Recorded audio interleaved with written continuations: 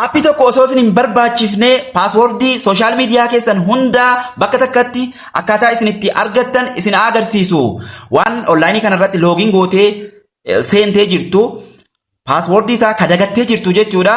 Bakka takkatti akkaataa isin itti argattan aappii tokko osoo isin hin barbaachifne isin agarsiisu. Maarree isinis viidiyoo kana laayik, sheer, koppii linkii gochuudhaan eegalaa.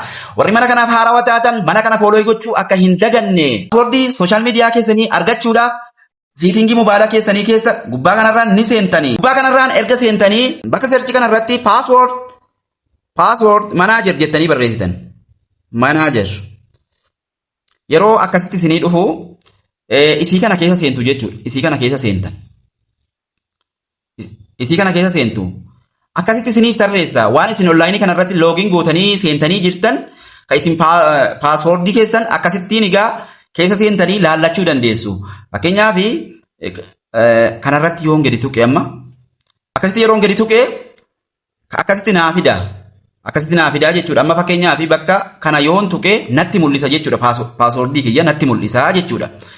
Akkasitti naa fida hundaa'uu tartiibaan jechuudha. Amma imeelii keessan gubbaa kanarratti yoo imeelii biraatiin seentanii jirtan imeelii gubbaa kanarraan jijjiirtu jechuudha. Jijjiirtanii ilaaluu dandeessan. Warreen isiniif hin finne immoo hunda namaatiif hin fidu. Warreen bakka kanatti isiniif hin finne immoo viidiyoo dalageetiin jira tokko tokkoon jechuudha. Paaswoordiidhaa fi ka tiiktookii, ka feesbuukaa, ka sooshaal miidiyaa hedduu dalageetiin jira jechuudha. Waan isin dhibeef kommentii godhaa isiniin jedha.